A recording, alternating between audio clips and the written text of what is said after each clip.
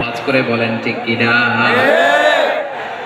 এর পরেই আল্লাহ বলছেন ওয়ামা কানা লিলমুমিনিন ওয়ালা মুমিনাতিন ইযা কাদাল্লাহু ওয়া রাসূলুহু আমরান আন ইয়াকুনা লাহুমুল খিয়ারাতু মিন আমরিহিম।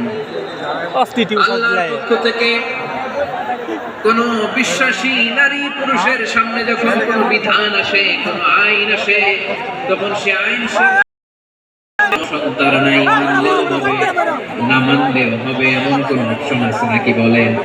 এমন কোন অপশন নাই। আল্লাহর আদেশ আসার সাথে সাথেই সেটার সামনে আমরা সারেন্ডার। ঠিক কিনা বলেন? আল্লাহর আদেশ আসলেই সারেন্ডার, আল্লাহর কথা আসলেই সারেন্ডার। এখানে আমার কথা চলবে?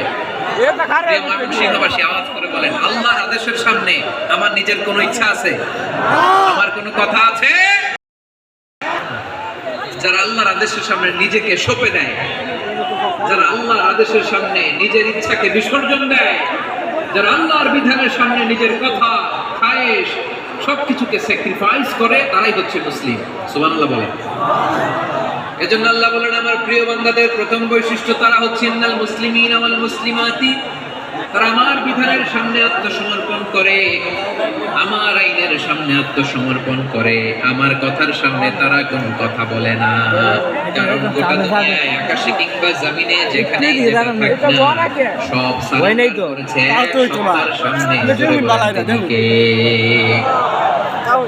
রব্বুল আলামিন বলেন, সামাওয়াতি